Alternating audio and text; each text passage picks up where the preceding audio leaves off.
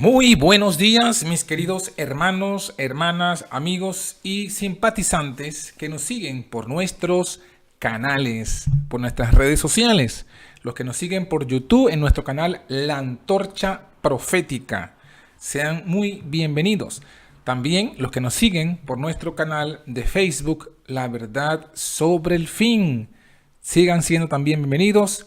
A ambos les pedimos que nos den sus pulgares, dándonos me gusta a este video, suscribiéndose y también compartiendo con otras personas. Y también a todos los hermanos que van a ver esto, ya sea en formato de audio, en formato de video, queremos pues agradecerles su participación con nosotros en esta mañana, hoy de primer día del mes de marzo del año 2018. Queremos dar una bienvenida, queremos dar unos saludos también a nuestros hermanos del remanente adventista en España, en Morlanova.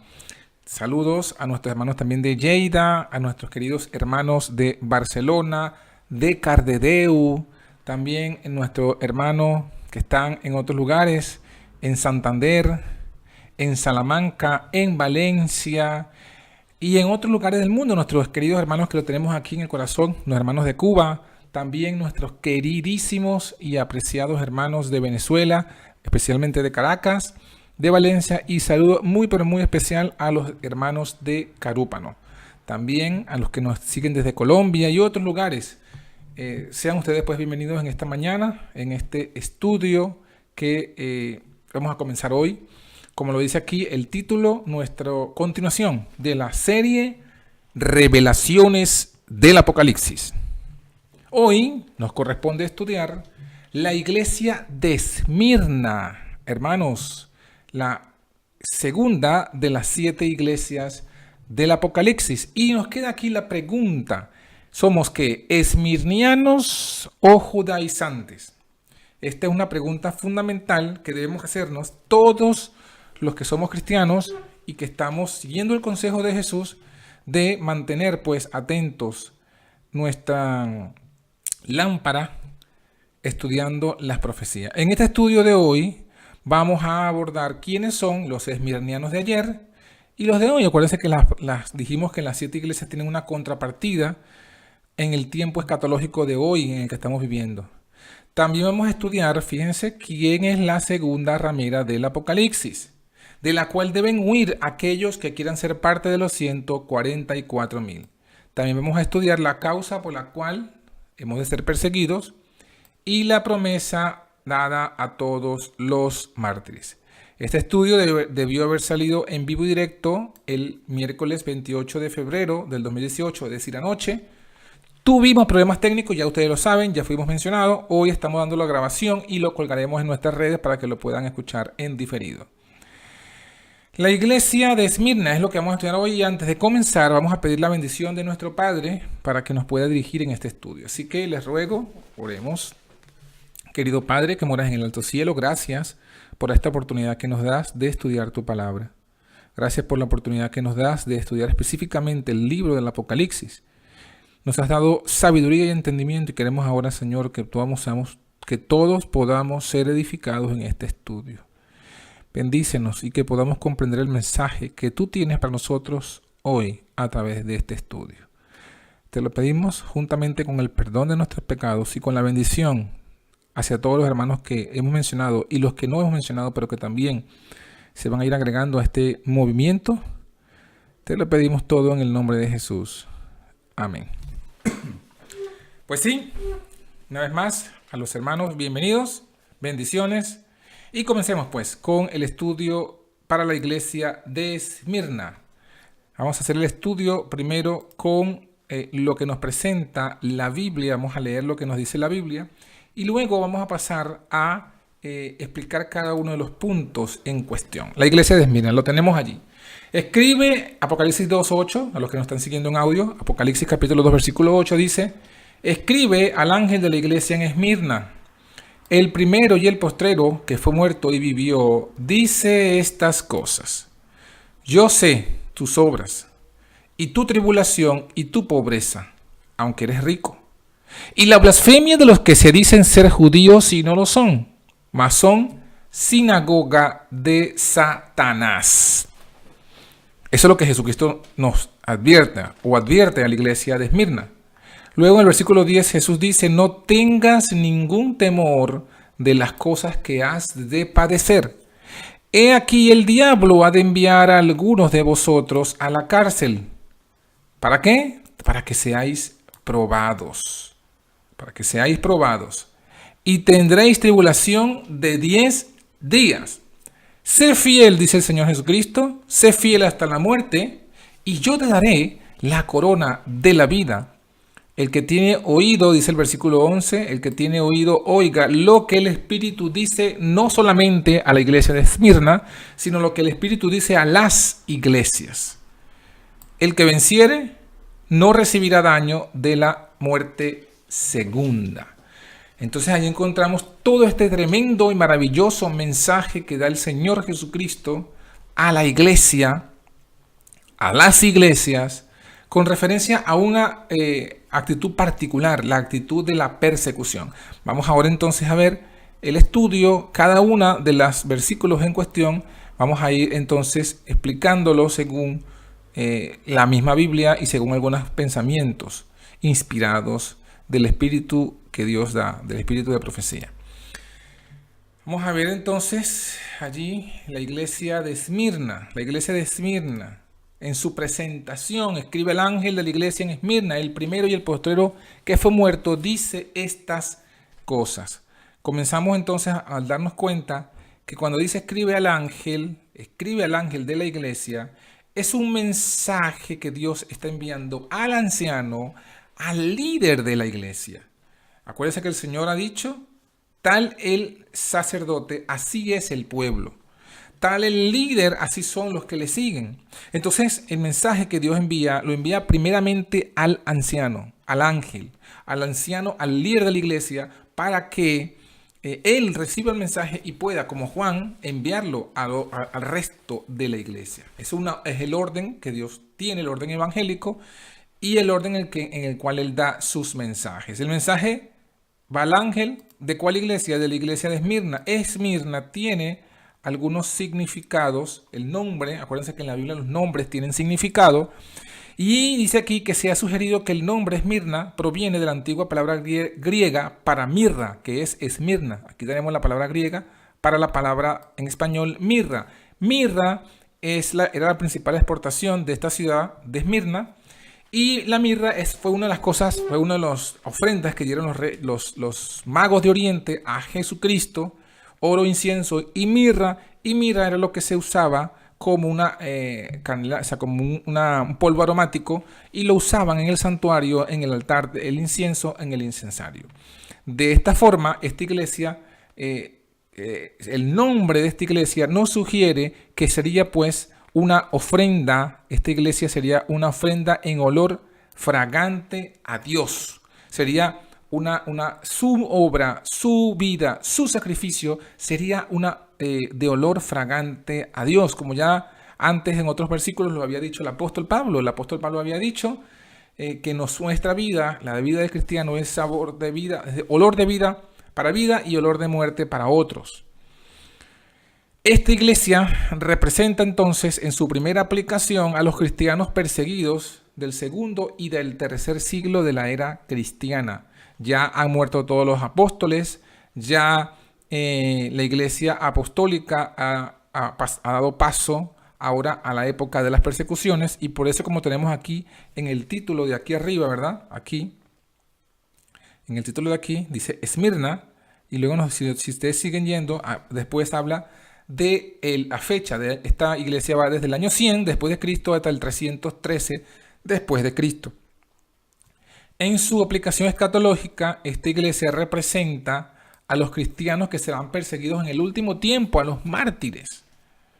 Por eso que es un mensaje para nosotros hoy, porque algunos de nosotros, ojo con esto que voy a decir, alguno de nosotros, si somos fieles, mis queridos hermanos, si somos fieles al mensaje de los 3 ángeles y al mensaje del 4.º ángel, que es el que da nombre a nuestro ministerio, si somos fieles, seremos también algunos llevados a martirio. Seremos olor fragante. Nuestras vidas serán ofrenda en olor fragante a Dios, como la iglesia de Esmirna. Como vemos, Jesús entonces, después que manda el mensaje o advierte que el mensaje va para el ángel, al ministro, y nos dice que es el ministro de la iglesia de Esmirna, se presenta. Jesús se presenta y en su presentación satisface la necesidad para la iglesia. Dice, yo soy el primero y el postrero. Es lo que leímos, ¿verdad? Es lo que leímos en la Biblia, que decía, el primero y el postrero. El que fue muerto y vivió, dice estas cosas. Entonces, ¿qué significa cuando Jesús dice que Él es el primero y el postrero? Aquí está diciéndolo, Isaías 44:6, dice, así dice Jehová, Rey de Israel, y su Redentor, Jehová de los ejércitos.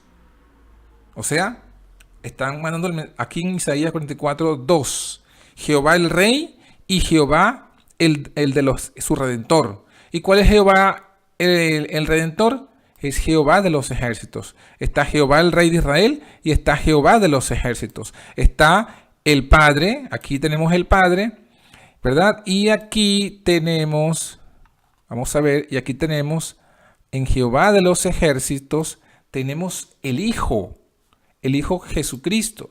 Entonces, desde ambos se da este mensaje.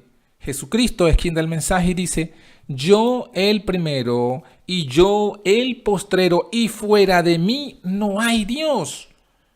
O sea, solo está el Padre, solo está el Hijo, el primero y el postrero. El Hijo dice, yo soy el primero y soy el postrero. Fuera de mí no hay Dios. Es una evidencia contundente que da Cristo en esta presentación a la iglesia de Esmirna de su divinidad. Es una contundencia que muestra que Él está antes que todas las cosas y que todas las cosas en Él subsisten. Cuando se presenta como el que fue muerto y vivió, también es una clara referencia a su obra por nosotros, que fue su muerte y su resurrección. Así que, mi querido hermano, es la presentación que da Jesús de sí mismo. Jesús se presenta su nombre como lo que Él es y lo que Él ha hecho por nosotros, por la iglesia de Esmirna y por nosotros. Él dice, yo soy el primero, yo soy el postrero, fuera de mí no hay Dios. Además, yo estuve muerto y estoy vivo. Y particularmente la iglesia de Esmirna necesita saber esto, porque la iglesia de Esmirna va a pasar por una persecución tan terrible en el cual necesita aferrarse pues a saber que con Jesucristo va a pasar por el mismo camino que Jesús pasó y será victorioso o victoriosa como Jesús lo fue. Comienza entonces, después que se presenta Jesús, a dar el elogio a la iglesia. Versículo 9, yo sé de tus obras, yo estoy al tanto de tu tribulación, de tu pobreza, aunque tú eres rico.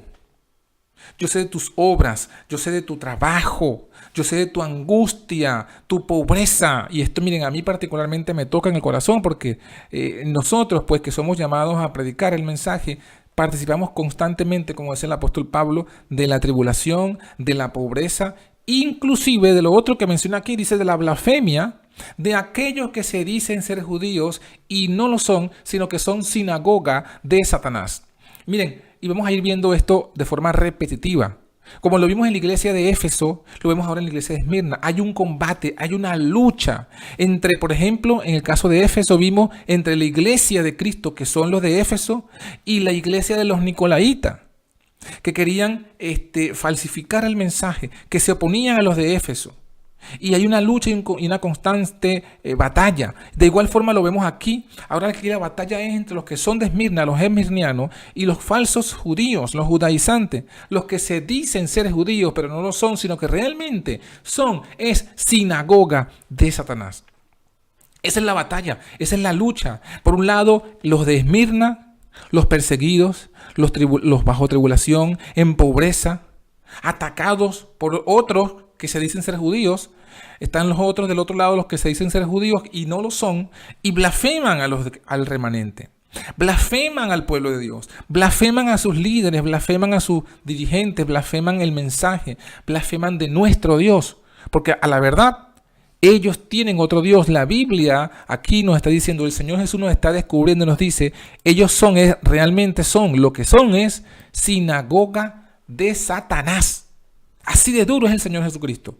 De claro, porque Jesús es el testigo fiel, no puede mentir. Jesús aquí son dos cosas las que elogia de iglesia de Esmirna, la iglesia de la persecución, la iglesia de los mártires y también para nosotros en el tiempo escatológico. ¿Qué son las dos cosas que Jesús elogia aquí? Jesús elogia las obras, la tribulación, la pobreza y la paciencia al soportar a la blasfemia de los judaizantes. Y eso, mis queridos hermanos, tenía que darnos a nosotros un consuelo, una certeza de que también nosotros, cuando llegue la hora que ya se está acercando, cuando llegue la hora de también convertirnos en esmirnianos, algunos de nosotros seamos llevados a tribulación, a la cárcel y a la muerte, tenemos que tener certeza de que el Señor Jesucristo conoce nuestras obras. Y no solamente en aquel momento, hoy día Jesús está al tanto de tus obras y de mi obra, de tu tribulación y de mi tribulación, de tu pobreza y de mi pobreza. El Señor lo sabe. Y fíjense que esto para mí me toca fuertemente, porque a veces yo pienso y digo, Señor, ¿hasta cuándo no vamos a responder? ¿Hasta cuándo vas a permitir que pasemos por angustia, por dolor, por tristeza? ¿Hasta cuándo? ¿Hasta cuándo? Y parece que el Señor no dice nada. Parece que el Señor no estuviera viendo, pero Él está allí, así como estuvo con Jesucristo, en la cruz, el Señor Jesús está con nosotros, el Padre está con nosotros, y nos está fortaleciendo y nos da este rayo de luz, de esperanza, y nos dice, yo sé tus obras. Hermano, hermana, yo sé tus obras, yo sé tu tribulación, dice el Señor. Yo sé tu pobreza, yo sé la blasfemia de aquellos que se dicen ser hermanos tuyos, de aquellos que se dicen que son la iglesia verdadera. Pero lo que son realmente es sinagoga de Satanás. Es un mensaje a la iglesia perseguida por el paganismo. Pero el paganismo no persiguió de gratis a esta iglesia. El paganismo persiguió a esta iglesia por instancia, por excitación de parte de estos judíos. Si usted lee la historia del apóstol Pablo, se va a dar cuenta que el apóstol Pablo fue perseguido por los romanos, pero porque los judíos siempre insistían y buscaban la ayuda de César y del emperador y del rey, etc. ¿Para qué? Para tratar de acallar la voz del apóstol Pablo, que testificaba acerca de Cristo, acerca del nombre de Cristo, porque ellos usaron su autoridad para prohibir a Cristo predicar, para prohibir a los apóstoles predicar. El mismo Pablo, cuando era Saulo, persiguió a la iglesia para callar su testimonio y no pudo, al punto que él mismo se convirtió. Y como no podían los judíos con su autoridad eclesiástica impedir la predicación del nombre de Cristo, y eso lo vamos a ver más adelante, el verdadero nombre de Cristo, el significado y lo que es predicar en su nombre. Como no pudieron, usaron del poder romano, excitaron a los romanos contra los cristianos, y es lo que dice aquí la blasfemia de los que se dicen ser judíos y no lo son. La Biblia nos muestra que esos judíos, esos que se dicen ser judíos y no lo son, esos representan la segunda ramera del Apocalipsis. Atención, esto es verdad presente. Esto es nueva luz para el tiempo que estamos viviendo. Y no es nueva porque está en la Biblia. Vamos a mostrarlo. Miren, vamos a quedarnos aquí un momentico cuando se nos habla de la segunda ramera del Apocalipsis. Y vamos a ir a la Biblia. Vamos a ir a la Biblia y vamos a ir al libro del Apocalipsis. En el capítulo 17, vamos a encontrar en el versículo 5, aquí, hablando de la Babilonia, miren lo que dice, de la madre, dice, en su frente un nombre escrito, misterio, Babilonia la grande, la madre de las fornicaciones, otras versiones dicen la madre de las rameras y de las abominaciones en la tierra. Esta Babilonia es madre. Y si es madre es porque tiene hijas que son tan rameras como ella. Y el Señor dice en el capítulo 18 de Apocalipsis, en el versículo 4, dice, Otra voz del cielo que decía: salid de ella, pueblo mío. Salid de esa ramera babilónica para que no seáis participantes de sus pecados y que no recibas de sus plagas. El mensaje de Dios hoy día es a salir de Babilonia madre y de sus hijas.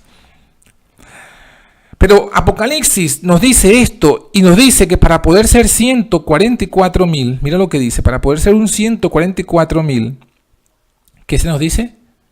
Dice aquí en Apocalipsis 14, hablando de los 144,000, estos son los que con mujeres no fueron contaminados. Así que el remanente de Dios no puede mantenerse unido con Babilonia madre o con sus hijas porque se contamina y se incapacita para ser un 144,000. Tremendo.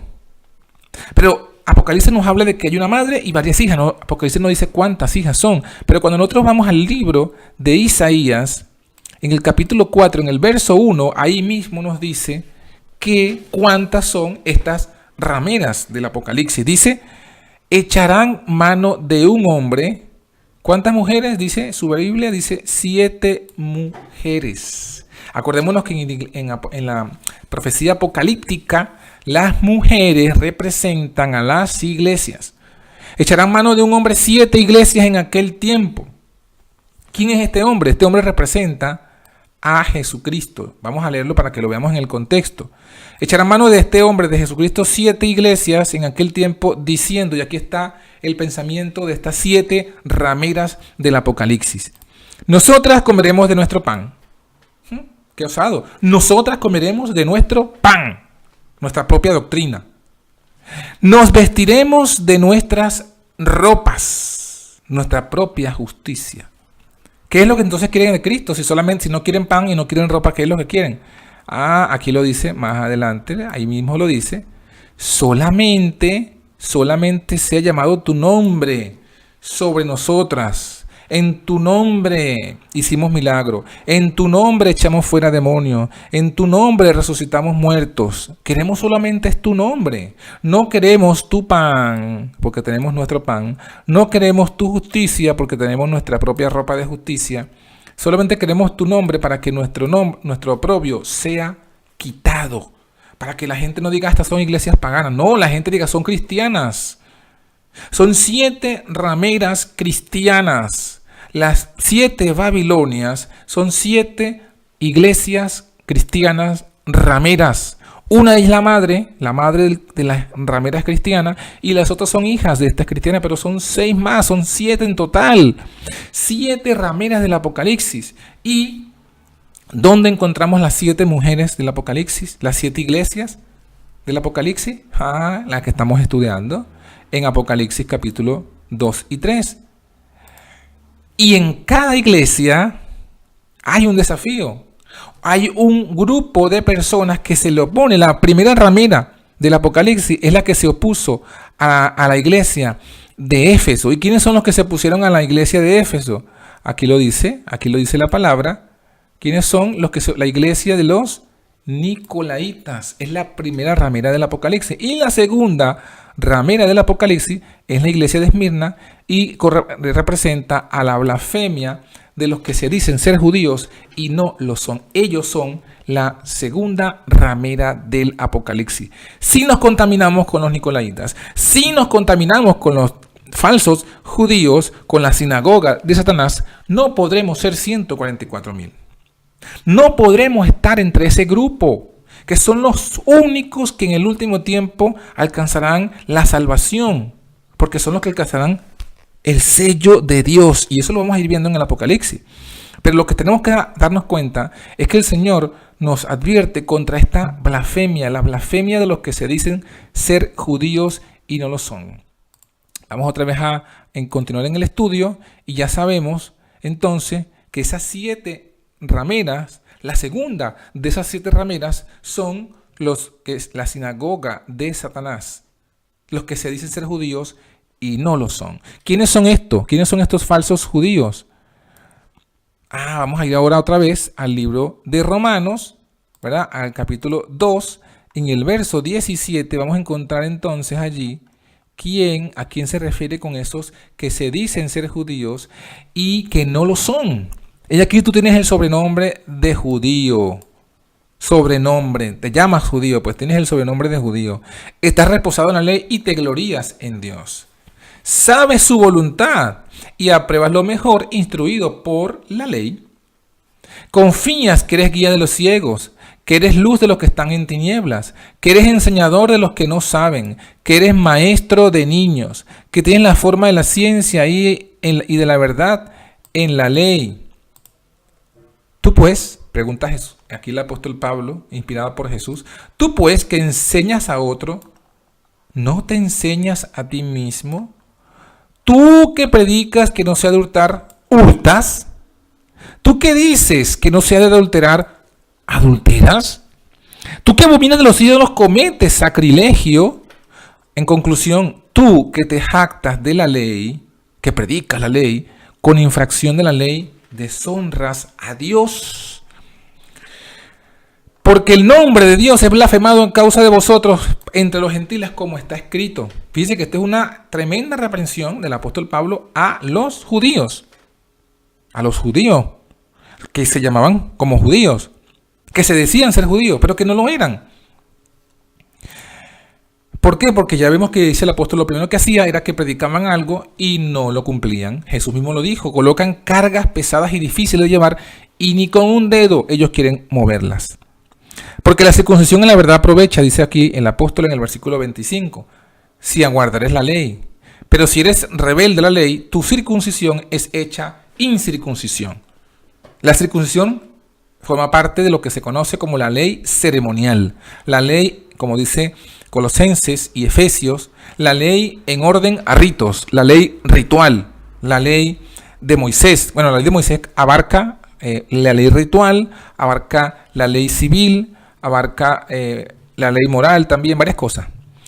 Pero aquí dice, particularmente de esta ley ritual, que la ley ritual, la ley de la circuncisión, aprovecha si guardas la ley, si guardas los 10 mandamientos de Éxodo 20. Pero si tú eres rebelde a la ley, aunque tuvieses la circuncisión, eso es como si fueses un incircunciso. Y contrario también, si el incircunciso guardare las justicias de la ley, no será tenida su incircuncisión por circuncisión. Es decir, si el que no está circuncidado, el que no guarda la ley ceremonial, la ley ritual, el que no guarda la ley de Moisés, pero guarda las justicias de la ley de Dios, de Éxodo 20, es considerado como si fuese circuncidado, como un hijo de Dios, como un verdadero judío. Lo que de su natural es incircunciso, guardando perfectamente la ley, te juzgará a ti, que con la letra y con la circuncisión eres rebelde a la ley. Y aquí el apóstol resume lo que es un verdadero judío y por consiguiente lo que es un falso judío. No es judío el que lo es en manifiesto, es decir, externo, es decir, por ropa. No es judío el que usa una barba abundante. No es judío el que usa el kipá y que usa sus trenzas. No es judío el que se viste como judío. Ni es judía la que se viste como si fuese una judía. Ni es judío el que guarda en la letra de la ley los mandamientos de la ley ceremonial o de la ley de Moisés. No, ese no es el verdadero judío. No es judío el que se circuncida manifiestamente en la carne. No, ese no es el judío. Es el que se dice ser judío, pero no lo es. ¿Quién es el verdadero judío? Aquí está, versículo 29. Mas el judío es el que lo es en lo interior. Y la circuncisión es la que se hace en el corazón, en el espíritu, no en la letra. La alabanza del cual no es de los hombres, sino de Dios. Ese es el verdadero judío. El judío que no depende de las justicias de las obras de la ley, sino que depende de la justicia de Dios. Miren, vamos a leerlo. Romanos mismo, capítulo 10. Vamos a leer la causa por la cual dice aquí el apóstol. Romanos 10, 1 al 4. Hermanos, ciertamente la voluntad de mi corazón y mi oración a Dios sobre Israel es para salvación. Pablo quería la salvación de Israel. Porque yo les doy testimonio, dice el apóstol, yo les doy testimonio, yo fui judío. Yo les doy testimonio que tienen celo de Dios, pero no conforme a ciencia. O sea, son celosos, pero no saben lo que están celando. ¿Por qué? Porque ignorando la justicia de Dios y procurando establecer la suya propia, no se han sujetado a la justicia de Dios. ¿Y cuál es la justicia de Dios? ¿Cuál es el objetivo de la justicia de Dios? Lo dice el versículo 4, el fin de la ley. El fin de la ley, la finalidad de la ley, el objetivo de la ley es Cristo para justicia a todo aquel que cree. Entonces la justicia propia, ¿verdad? La justicia propia, la justicia propia es la propia ropa, es el propio pan de las 7 mujeres. Y la justicia de Dios, aquí lo vemos, es Cristo. Entonces dice aquí, ignorando la justicia de Dios, ignorando la justicia que le trajo Cristo, procurando establecer la suya propia, que hicieron, no se sujetaron a la justicia de Dios. Esto es lo que siempre ha sido en todos los tiempos, la historia de Caín y de Abel. La historia de la justicia propia y la historia de la justicia de Cristo. Caín no era ateo, Caín era cristiano, mi hermano y mi hermana. Caín iba a la iglesia, Caín era fiel en regresar a Dios los diezmos y las ofrendas. ¿Saben por qué? Porque dice la Biblia que Caín le fue a llevar a Dios lo primerizo de sus frutos. Las primicias de sus frutos. Caín fue a llevarle lo más grande y no fue que llevó una patilla fea, no fue que llevó un plátano feo. Llevó lo mejor, llevó la mejor patilla, el mejor plátano, el mejor cambur. Y se lo dio a Dios en ofrenda. Y Abel hizo lo propio, llevó lo mejor de sus ovejas, el primogénito de sus ovejas. Pero dice la Biblia que Dios se agradó de la ofrenda de Abel y no se agradó de la ofrenda de Caín. Es decir, Dios le dijo a Caín, gracias, no le dijo ni siquiera gracias, le dijo, ok, Caín, tú quisiste dar una ofrenda a mí, pero no la acepto. Tu justicia no la acepto. ¿Por qué? ¿Por qué la ofrenda de Caín es la justicia propia? Porque sin sangre no se hace remisión de pecados. Los vegetales no tienen sangre. La sangre es la muerte del animal. Entonces Caín dijo, no, yo quiero adorar a Dios a mi manera. Yo quiero sí adorar a Dios, pero adorarlo a mi manera. Yo le voy a dar a Dios la ofrenda que a mí me parece. Y Abel dijo, no, yo tengo que dar lo que Dios me ha pedido. Y Dios ha dicho que es el cordero. Cuando nuestros padres pecaron en el Edén, Dios los cubrió. No, ellos se cubrieron con hojas de higuera, con hojas de un árbol de fruto vegetal. Y Dios le dijo, esa no es la vestimenta, esa no es la ropa, esa era la propia ropa, la propia justicia de Adán. Pero la ropa que ustedes necesitan es una ropa que es una piel de un cordero. Y Dios tuvo que matar 2 corderitos para cubrir a Adán y a Eva. Eso lo aprendieron ellos allí, pero Caín dijo, no, yo quiero que sea una ofrenda de vegetales, yo quiero que sea mi propia justicia, mi propia forma de adorar a Dios. Abel dijo, no. Y por eso es que Dios se agradó de la ofrenda de Abel y no de la ofrenda de Caín. Por eso es que Dios se agradó de la ofrenda de los cristianos, de los apóstoles, y no de la ofrenda de los judíos, de los que se dicen ser judíos. Y hoy día pasa exactamente lo mismo. El Señor nos ha dicho claramente cómo es que sea adorado. Él ha dicho, esta es mi justicia. Y su justicia es su propio Hijo. Aquí está. El fin, la finalidad de la ley es Cristo para justicia a todo aquel que cree, no todo aquel que obedece o que guarda la ley. La justicia es para el que cree. Primero se cree y por la fe se obra. Y no es que se hace obra y por la obra se alcanza la fe y se justifica. Totalmente erróneo. Ese es el mensaje que Dios está dando aquí. Ese es el choque que hay entre los que se dicen ser judíos y no lo son, que había pues en aquel tiempo, y los cristianos. Los judíos decían, como lo dice, ¿verdad?, la Biblia, ellos lo dice en Hechos 15. Ellos querían imponer a los cristianos que se convertían a Cristo, que guardaran la ley de Moisés, que guardaran la ley ritual, la ley de la ceremonia, que guardaran los días, los meses, las fiestas, los años. Eso es lo que querían. Y los apóstoles dijeron, mira, ni nosotros, ni nuestros padres han podido llevar esa carga. No vamos a imponerle esa carga. Es una carga, Jesús lo había dicho, ni con un dedo quieren mover los fariseos esta carga. No se las vamos a imponer. si nos ha parecido bien a nosotros y al Espíritu Santo, no imponeros ninguna carga más que estas cosas necesarias que se tengáis de ídolo, de fornicación y de ahogado y de sangre. ¿Ya? Por lo demás, pasadlo bien. Y ese mensaje nos alcanza hasta nosotros hoy, en pleno siglo XXI, donde todavía está presente esta segunda ramera del Apocalipsis. Todavía están los judíos, los que se dicen ser judíos, en Israel, con el objetivo de levantar el templo. Sigamos avanzando, vamos a ver allí, ¿verdad? Los falsos judíos, entonces, fueron estos los rebeldes al concilio de Jerusalén, los que estaba mencionando. Son blasfemos también porque son anticristianos. Esa parte nos faltó explicarlo. Pero es fácil. Usted puede buscar los versículos Juan 10, 32 y 38, ¿verdad? Allí se explica acerca de por qué los judíos eran blasfemos también. Y esa herencia de blasfemia contra el remanente persiste hasta hoy. Mira lo que dice allí la Biblia. Juan 10, 32. Respondióle Jesús: muchas buenas obras os he mostrado de mi Padre, ¿por cuál de ellas me apedreáis? Respondieron los judíos diciendo: por buena obra no te apedreamos, sino por la blasfemia.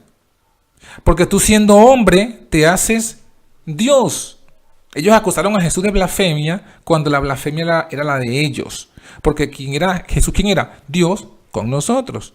Y al ellos oponerse a Jesús, a oponerse a su mandato, a usurpar a Jesús, y sacar a Jesús de su propia iglesia, de sus propias ovejas, siendo que él era el pastor de las ovejas, entonces ellos fueron los que cometieron la blasfemia. Así que la blasfemia, luego vemos en 1 de Juan, capítulo 2, versículo 22, que la blasfemia es el que niega que Jesús es el Cristo, que fue lo que hicieron los fariseos, lo negaron. Este tal es anticristo, que niega al Padre y al Hijo. No quisieron aceptar que Dios tenía un hijo y era Jesucristo. Esa fue su blasfemia.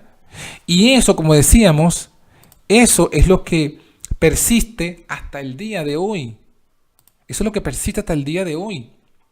Hasta el día de hoy, los judíos, según la carne, mantienen esa blasfemia. Se piensan que son el pueblo de Dios.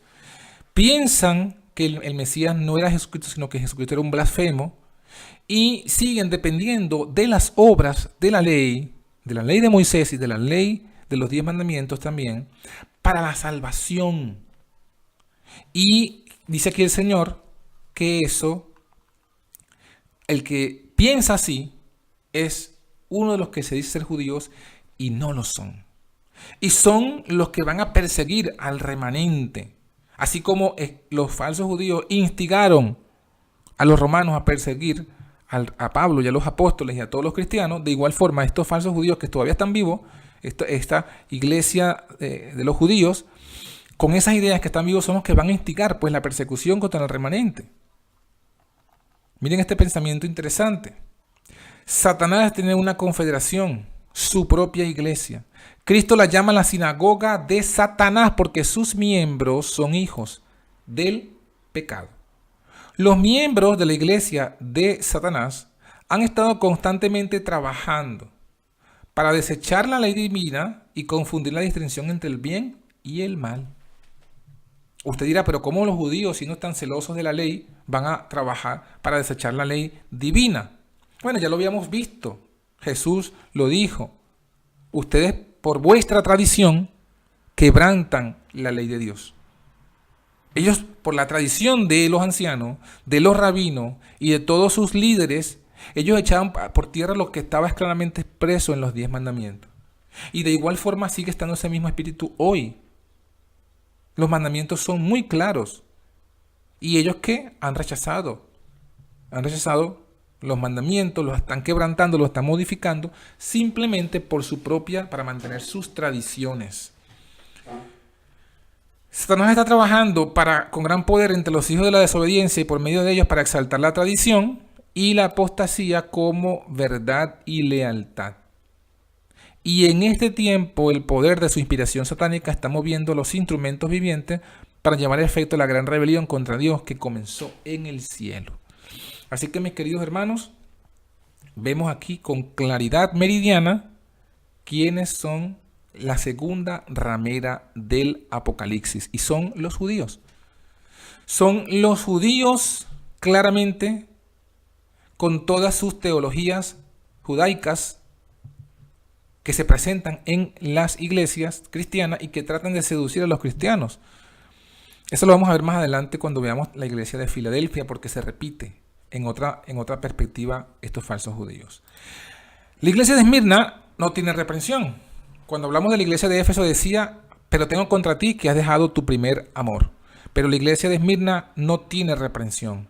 ¿Por qué no tiene reprensión? Porque cuando la iglesia está en persecución, no hay apostasía en la iglesia. Cuando la iglesia está en persecución, solo se mantienen los fieles. La persecución purifica a la iglesia.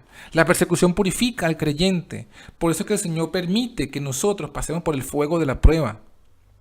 Porque el fuego de la prueba, cual oro, purifica el oro. Y el oro aquí es la fe que obra por amor. Entonces, el Señor permite pues estas cosas para que seamos probados y purificados. Esta iglesia no tiene reprensión. La apostasía que se estaba leudando o gestando en los días de Éfeso con los nicolaítas desaparece al llegar la persecución, y así el Señor mantiene su iglesia purificada. El Señor le da un desafío a esta iglesia de Esmirna, que ya estaba por ser perseguida, que estaba en persecución, pero venía una persecución aún mayor, más fuerte. No tengas ningún temor de lo que vas a padecer.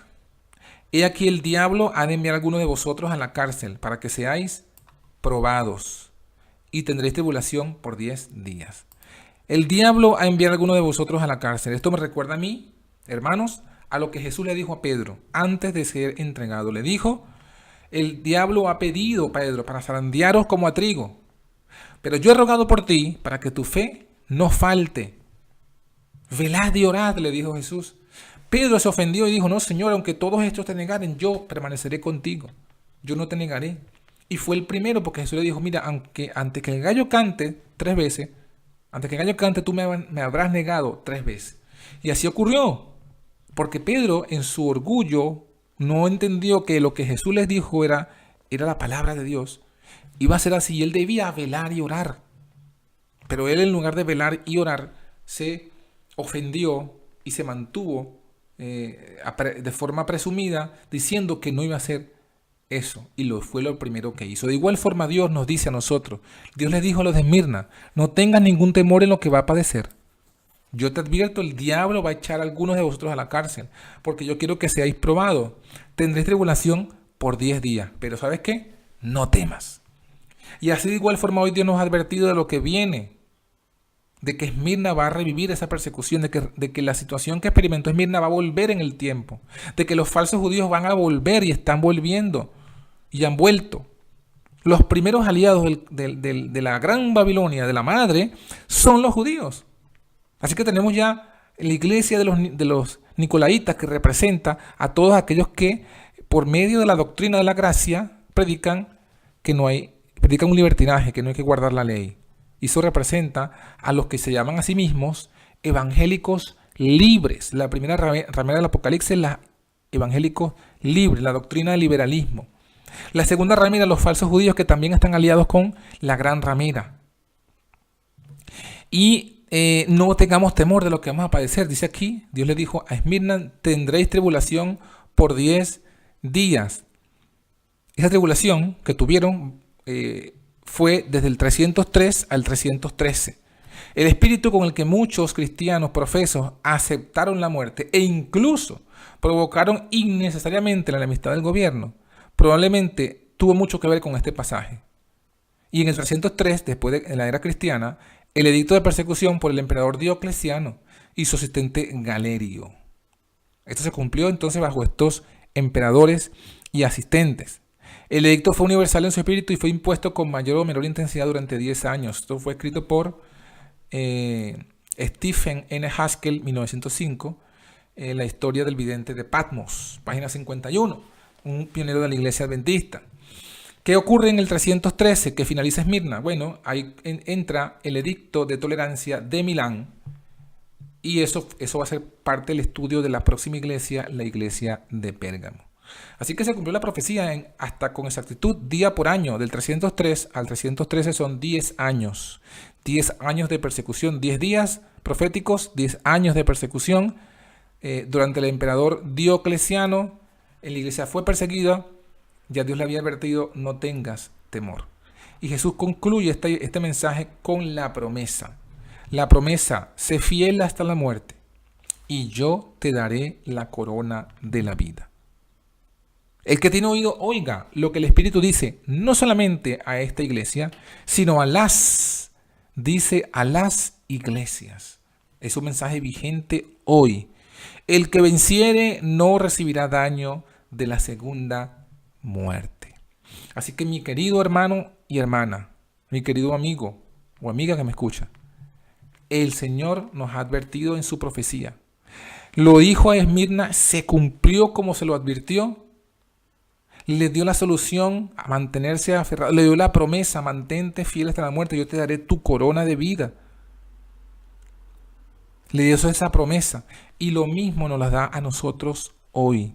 Si vencemos a los falsos judíos, si vencemos sus teorías, si vencemos a las rameras con su propia ropa y su propio pan, si las vencemos, dice aquí el Señor, aunque tengamos que dar nuestra vida en la muerte, el Señor nos dará la corona de la vida y nos da la promesa, no recibirás daño de la segunda muerte.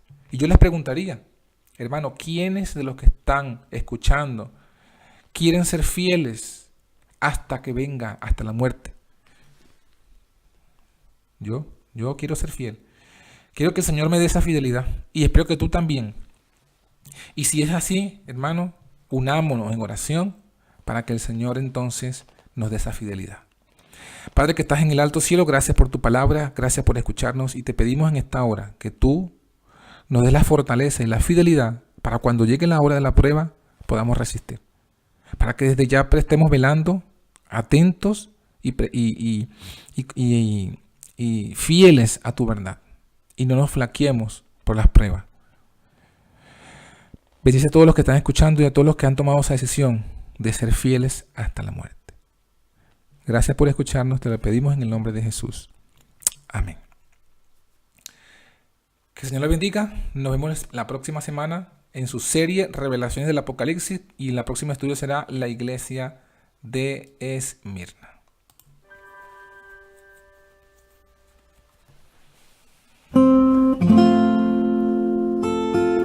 Este ministerio se sostiene con ayudas voluntarias. Si deseas colaborar con este ministerio, con tus diezmos y ofrendas, por PayPal, envíalo a través de la siguiente dirección: www.paypal.me/Ministerio Cuarto Ángel. También por Western Union o MoneyGram, contáctanos para enviarte los datos del envío. Y recuerda, Dios ama al dador alegre.